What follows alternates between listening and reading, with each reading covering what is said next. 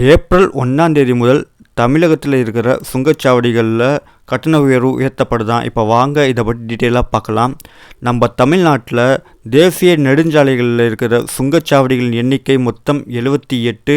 அதில் முதற்கட்டமாக 40 சுங்கச்சாவடிகளில் கட்டண உயர்வு உயர்த்தப்படுதான் ஏப்ரல் 1ஆம் தேதி முதல். அதற்கு இரண்டாவது கட்டமாக செப்டம்பர் 1ஆம் தேதி முதல் மீதமுள்ள சுங்கச்சாவடிகளில் கட்டண உயர்வு உயர்த்தப்படுமா. இப்போ ஏப்ரல் 1ஆம் தேதியிலேருந்து எந்தெந்த சுங்கச்சாவடிகளில் கட்டண உயர்வு உயர்த்தப்படுது அப்படின்னு பார்க்கலாம் வாங்க.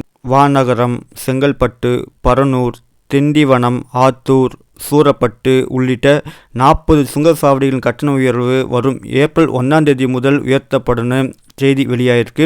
அதே போல் செப்டம்பர் 1ஆம் தேதி முதல் மீதமுள்ள சுங்கச்சாவடிகளில் ரூபாய் 5 முதல் ரூபாய் 75 வரை கட்டண உயர்வு உயர்த்தப்படுதுன்னு செய்தி வெளியாயிருக்கு.